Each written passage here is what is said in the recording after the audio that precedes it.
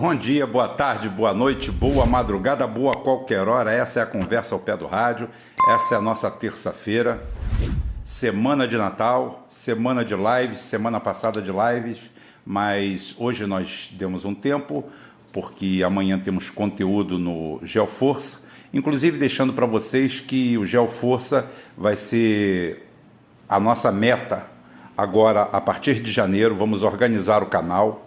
Impreterivelmente vamos colocar o conteúdo em dia. Os vídeos vão sair impreterivelmente na data certa, quarta e sábado. Por enquanto, realmente é um processo de adaptação e já vamos começar com uma live em janeiro, fantástica, uma live que tem tudo a ver com a nossa história. A história geopolítica ibero-americana, tudo a ver. Nós vamos falar sobre o salazarismo e sobre o franquismo, mas em duas lives. Serão duas lives, uma provavelmente na quarta, talvez outra no sábado, e vamos colocar o conteúdo em dia. Se preparem, porque material bom está vindo aí. Já estamos com o cupom de desconto dos livros aí, tá? Na descrição do vídeo tem aí embaixo. E quem quiser adquirir as camisas, estão aí, R$ 45,00 a camisa, um ótimo presente, presente de grego. Você mandar para alguém com a minha foto, com a minha cara aqui estilizada, mesmo estilizada é feia demais, mas o importante é a mensagem.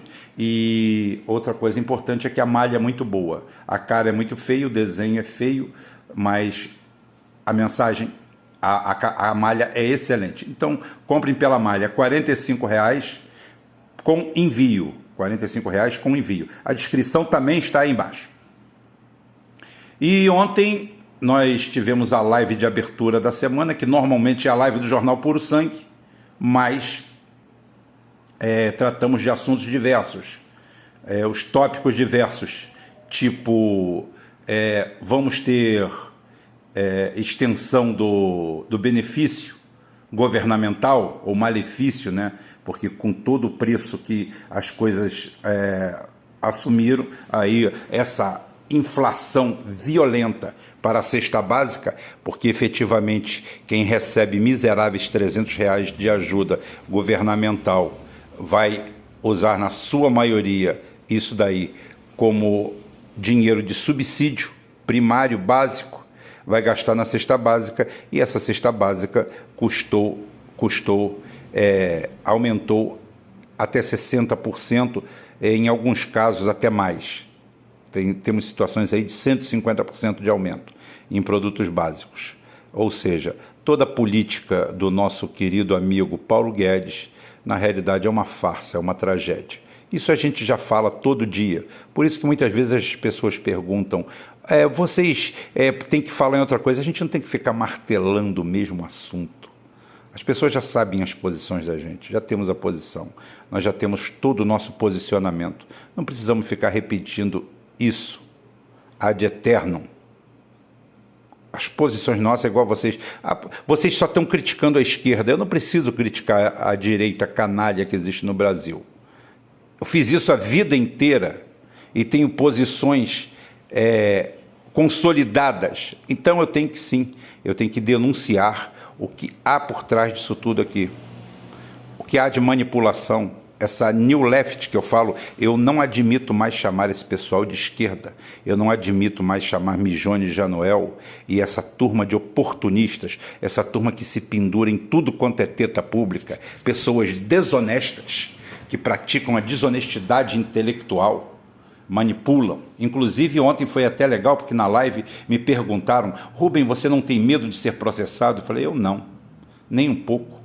Eu me baseio em premissas verdadeiras. Eu não uso da desonestidade intelectual, eu não manipulo os dados. Se um dado é favorável ao Bolsonaro, eu não escondo. Se ele é contrário ao Bolsonaro, eu não escondo. Se ele é contrário ao Lula, ao Ciro, a quem quer que seja, eu não escondo. Eu falo sem problema nenhum. Então, quem tem que ter medo é quem manipula a notícia. O Nacifra, no caso, tem um problema sério, até porque ele mamava mais de 2 milhões de reais por ano do governo do PT, e ele que se explique para lá. Eu não tenho que me explicar nada, a gente faz a nossa captação de recursos aqui, dos amigos, fizemos aqui para expandir o canal, para dar uma melhoradinha, hoje para pagar as contas, para pagar as coisas. Realmente as nossas lives dão dinheiro, temos a publicidade muito pouquinha da plataforma. O nosso alcance é limitado porque o nosso conteúdo não é um conteúdo qualquer. O nosso conteúdo é para quem quer pensar. Como eu falo, a gente poderia ter optado por outra coisa. A gente poderia optado por vender crack político. Mas nós preferimos ser craques políticos. Craques, aqueles que chegam, dão a nota, falam assim, é isso, e passado 1 mês, 2 meses, 3 meses, 4 meses, 5 meses, 6 meses, poxa, não é que era aquilo mesmo que foi falado? Nós falamos lá atrás. É igual o PIB brasileiro, que é farsesco. É um PIB de superávit, quer dizer, déficit primário, mas transformado quase em superávit no último semestre, a duras penas, de forma falsa. Exatamente para garantir o pagamento de juros da nossa dívida, que é a maior tragédia da nossa história, e que não mudou nada em governo algum do PT e de ninguém. A verdade foi essa. Continuamos exatamente com o mesmo projeto econômico que veio desde que tiraram os militares. E esse é o grande tema, o grande mote que nós vamos usar exatamente para fazer o círculo de lives sobre o franquismo, sobre o fascismo, o salazarismo e todos os regimes totalitários da Iberoamérica, que tanto impactaram na gente de alguma forma e impactaram em seus países. Nem tudo que reluz é ouro, nem tudo que é tão ruim foi tão ruim assim. Com isso não estamos querendo passar pano para ninguém, mas querendo mostrar que nós vamos fazer uma abordagem honesta. Se não der para fazer em 2, a gente faz em 3. Se não der para fazer em 3, a gente faz em 4. A gente faz um circuito, não tem problema. Temos convidados, o Carim é mestre, tá? Temos o Gabriel lá e outras pessoas podem se apresentar, especialistas no assunto, não tem problema. O importante de tudo é dar um tratamento honesto à coisa. Como eu tenho tratado de forma corajosa e honesta, às vezes até um pouco de ironia, a situação do racismo estrutural, como é vendido aqui no Brasil. Eu nunca neguei o racismo, eu nunca neguei nenhum tipo de crime, eu nunca neguei nenhum tipo de ofensa.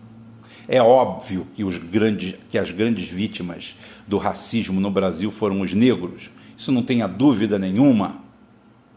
Só que eu gosto do negro altivo, eu gosto do negro que se impõe. Hoje eu coloquei um vídeo no meu canal, um vídeo corajoso do Agnaldo Timóteo. Nesse inteirinho aí eu tenho um respeito imenso pelo Agnaldo Timóteo, tá? Porque eu gosto do negro altivo, eu gosto do negro que se trata como cidadão, e a hora que alguém tenta humilhá-lo como negro, ele vai pelo comedor de lavagem do cara e manda a mão. Ele não vai se fazer de vítima, ele não vai chorar na esquina. Nós criamos essa New Left criou um novo tipo de cidadão. É o cara que não tem força de argumento, nem o argumento da força. Porque eu não estou falando só pela violência. Nós criamos um bosta. E esse bosta pode ser negro, pode ser gay, pode ser mulher, pode ser qualquer um. A New Left criou a figura do bosta público. Bosta público é aquele cidadão que, quando é alvo de algo que ele julga injusto, algo que ele julgue que seja um ato até criminoso, ele pega uma toalha, pega um lençol e vai chorar em via pública, dando uma de coitadinho. É isso que não desce. Por isso que eu desci de relho, de pau, naquele jogador Gerson, tá? Do qual eu não gosto. Vieram falar comigo, ou o Gerson craque, é um craque que jogou um campeonatozinho aí deslocado, é a mesma coisa que você pegasse o Pelé, que era tão craque como atacante, e colocasse ele como zagueiro, porque ele não tinha vaga na frente. Esse era o Gerson. Era atacante, não tinha vaga no time do Flamengo, o técnico Jesus recuou ele, e como é novo, tem vitalidade, tem algum talento, está ali jogando, ótimo. É um jogadorzinho, e que ganha uma fortuna, como eu falei hoje, de brincadeira, tá? Mas é sério. O meu filho tem 3 graduações, 4 pós-graduações, trabalha 300 horas por mês e muitas vezes não chega a ganhar 8 mil reais fazendo tudo isso. Dá sorte quando ganha isso. O Gerson é um semi-analfabeto que, graças a Deus, deu sorte na vida de calhar com o futebol, não só pelo futebol dele, mas pela sorte.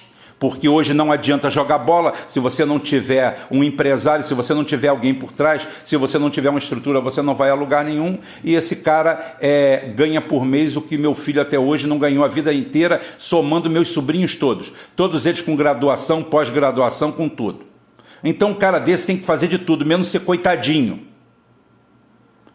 Eu estaria aqui batendo palma que falasse assim, o Gerson foi expulso por quê? Porque deu um soco na cara de um cara que chamou ele de negro, disso, daquilo outro. Agora, dentro de campo, quem jogou bola a vida inteira, sabe o que rola ali, as ofensas que rolam. Muitas vezes jogadores como o Gerson, que são ricos, estão com burro na sombra, humilham jogadores de times pequenos. Humilham, chamam de passa-fome, de morto de fome. Cansam de fazer isso, tipo de humilhação normal acontecer. Por quê? Porque ali o pessoal é cruel mesmo, o futebol é assim. Agora vem um cara daquele, espigado daquele, com um burro na sombra, num país igual ao nosso, com 20 milhões de desempregados, dando uma de vítima, de coitado. Se tem racismo estrutural, como eu falei, segunda-feira estou na Gávea, levando o meu filho, que vai abandonar a veterinária. Tá? E vai ser jogador de futebol. Afinal, meu filho é branco, porque eu sou branco. Tá? A mãe dele também é branca. Então, apesar de ter um traço mestiço, a bisavó dele era índia. Mas isso aí a gente tapa, a gente vai lá e eu vou lá pedir a vaga dele. Como dizem alguns, só tem negro e branco. Eu vou lá pedir a vaga dele para ele ganhar o salário do Gerson. Porque, afinal de contas, nós temos um racismo estrutural, né? As benesses são para os brancos, então vamos lá. Com o que eu quero falar isso? Eu quero falar isso que você não deve entrar nessa conversa fiada. Você não deve entrar em atrito. Todo mundo sabe muito bem o que é ofensa. Leis existem. O racismo não vai acabar exatamente por decreto ou porque fizeram uma lei. Absolutamente. Nada disso. Ele acaba de outra forma. O que está acontecendo aí é o afrofordismo, são a mídia trabalhando pesado, a mídia vai dar o tchan para o que a gente vai falar agora. Porque isso daqui é todo o apanhado desses dias. Amanhã nós temos live, perguntas e respostas, talvez vá um convidado lá, não sei, se for, a gente divulga logo cedo. Se não, eu dou conta do recado, vocês podem perguntar tudo. Se eu não saber responder, eu invento a resposta na hora. Mentira.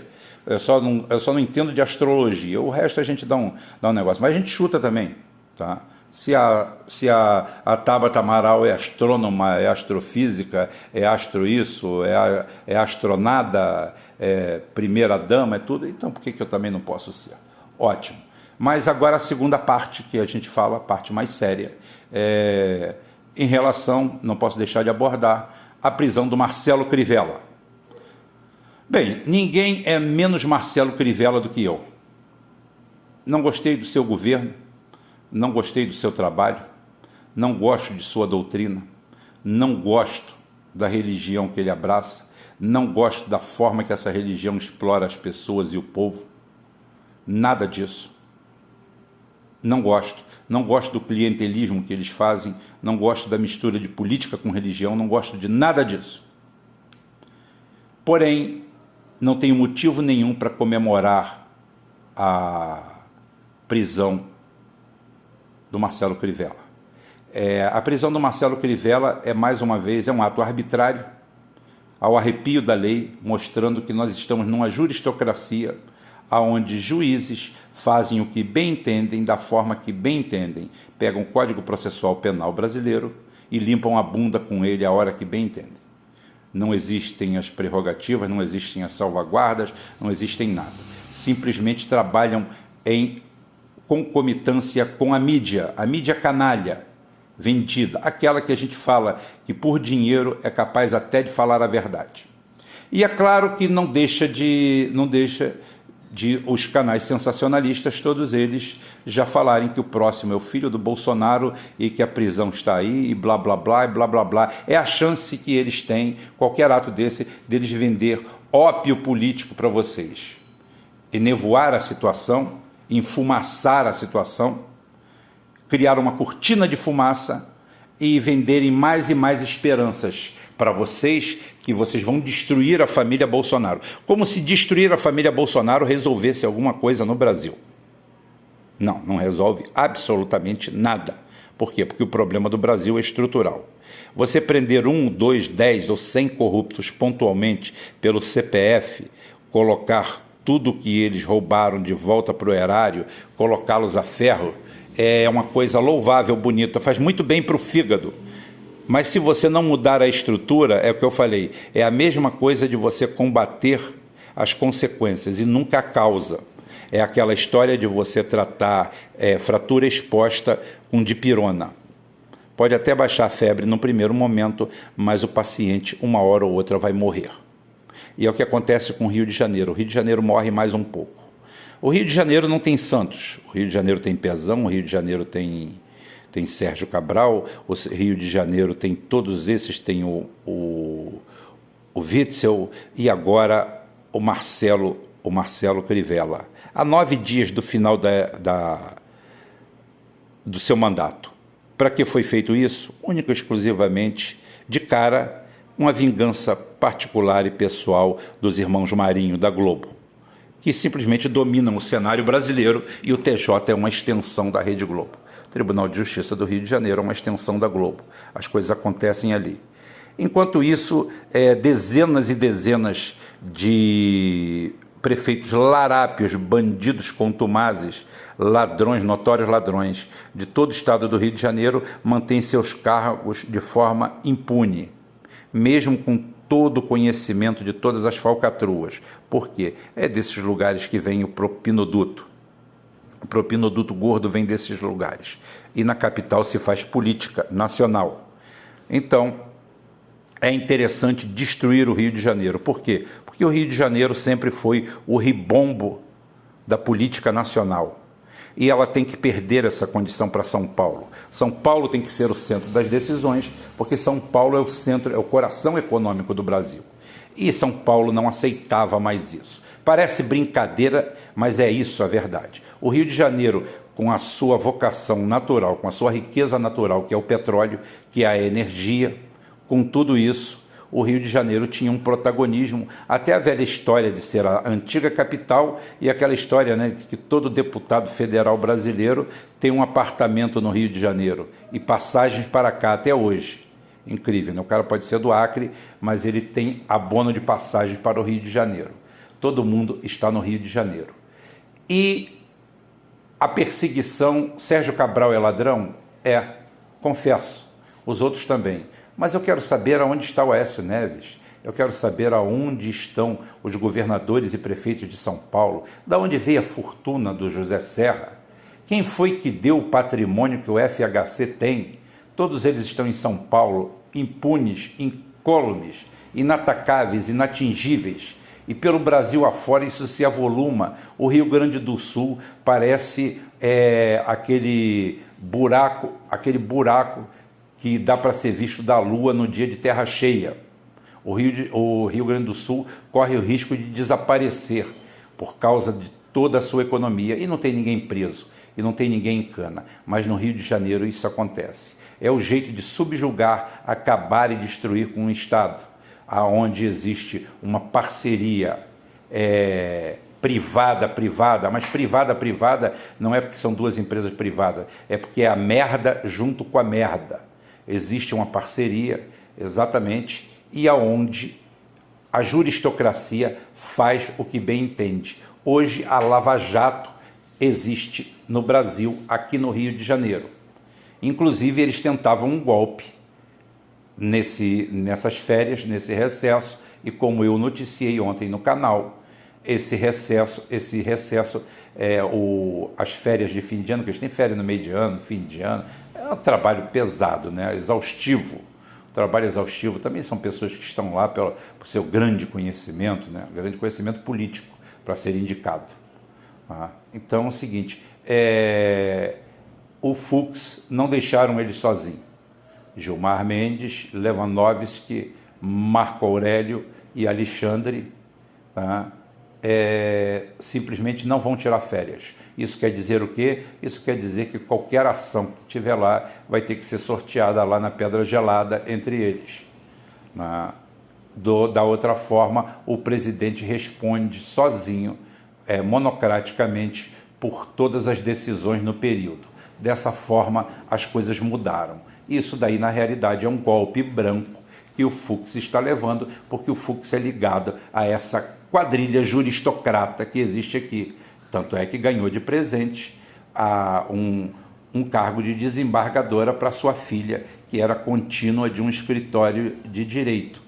Contínua, aquelas que vai lá levar recado, processo, vai lá com a petição embaixo do braço. Ela tinha uma OABzinha, nunca advogou e mesmo assim, graças ao seu notório saber, entrou pelo quinto dos infernos constitucional. Outra praga, outra execrável prática transformada em democracia, em ato democrático, quando na realidade não é nada. Um quinto das câmaras superiores, dos desembargadores, são nomeados pelo quinto constitucional, ou seja, uma indicação politiqueira entre a OAB, que se avoca a um direito que ela não tem, junto com esses políticos todos corruptos que nós estávamos falando, e assim indicam alguém.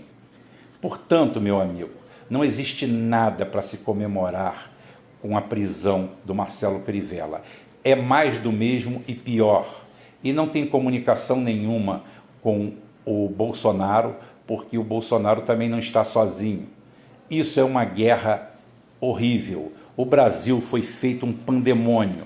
Aquelas marchas de 2013, que esses bostas, esses bandidos, como Mijone Januel, o Boulos de merda, aquele estrupício daquela Sininho, onde está aquele diabo? Onde está aquele filhote do capeta? De que vive aquilo? Aquilo faz o quê? Por que até hoje não meteram uma lei de segurança nacional e botaram essa turma toda a ferros para responder pelos crimes que cometeram? Nunca é tarde, nunca é tarde. Você tem orgulho de ter participado de um processo de sabotagem contra o seu país? Ótimo, senta ali e paga. Mas não. O Brasil, eu já falei, por isso que eu tenho tanta atenção em fazer esse vídeo, fazer essas lives, reinaugurando e dando o direcionamento original ao Geoforça sobre fascismo, salazarismo, franquismo e todos os regimes de exceção que nós tivemos aqui na nossa célula-mãe, que é a Península Ibérica, e de onde vem toda a colonização do nosso continente. Da América Latina para baixo, todos nós somos colonizados pela Espanha e no Brasil, que representa a maior massa de terra contínua, Portugal. O resto são porcariazinhas holandesas, inglesas e os Estados Unidos, que foi colonizado lá em cima pela Inglaterra, e a França, lá o Canadá, aquela sopa doida do Canadá, que virou também quintal de quinta categoria dos Estados Unidos, um quintal mais fresquinho. Então é muito bom a gente entender isso, entender como as coisas eram para melhorar e pioraram. Você não vai ver nada, você vai ver uma aula sobre o assunto. Uma aula profunda, respeitosa e pela primeira vez a abordagem honesta do assunto. Honesta. Muitos vão querer dizer que nós somos fascistas, que somos isso, somos aquilo. Não somos nada. Nós somos honestos. Coisa que você não vê por aí, honestidade na abordagem. E você vê realmente o que aconteceu aqui. Por que esses regimes caíram, como caíram, e o que a gente paga até hoje por isso. aquela história. Eu queria o fim do regime militar no Brasil para ser tocado por algo melhor e não por algo pior. E o Brasil hoje se aproxima perigosamente ao que foi a Espanha em 1935. Hoje eu falando com o Karim mesmo, a gente conversava e falava assim, as pessoas pensam que o Franco ganhou a Guerra Civil Espanhola, tá? E não sou franquista, tá? Nunca fui. Ganhou a Guerra Civil Espanhola, mas antes era um período, era uma utopia, tudo funcionava bem. Não, não era. Era o inferno na Terra. Era exatamente isso aqui. Só que eram guerras étnicas, mais étnicas, regiões do país brigando entre as outras. Aqui não. Aqui nós temos agora o racismo estrutural inventado por um grupelho pago com dólares americanos. Temos todo esse processo aqui em volta, temos o papel das etnias na mão de um judiciário que extrapola, vai, até sentir que foi longe demais, vai ser tarde para voltar, porque Erdogan botou mais de 2.000 e poucos procuradores e juízes na rua e muitos foram condenados à prisão perpétua. Só falta um líder. Bolsonaro, muito provável que não. Bolsonaro é frouxo. Bolsonaro não é de nada, mas a gente vai vendo por aí. Então, para fechar isso, é o seguinte, é por quem os sinos dobram por ti. Não ria muito do Crivella, porque a grande vítima não é o Crivella, é você. O grande vencedor, mais uma vez, é o mainstream, é a Globo, é quem está por trás disso, é o juiz Bretas, que quer ser governador também. Agora os juízes viraram midiáticos, viraram políticos. O Witzel inaugurou isso, o Bretas quer o lugar dele. E ele quer ser o próximo governador do Rio de Janeiro. Vocês duvidam disso? Está a Globo aí para fazer a sua campanha e mostrar como ele é bonzinho. Que Rei Sou Eu vai voltar uma nova versão. Vai ter uma novela esperando para elevar o nosso juiz à condição de herói, já que não deu com Moro, vamos de Bretas. É isso que nós temos para o Rio de Janeiro, é isso que nós temos para o momento. Amanhã tem live, amanhã a gente completa o resto. Um abraço para todo mundo, até amanhã, se Deus quiser, e Ele vai querer.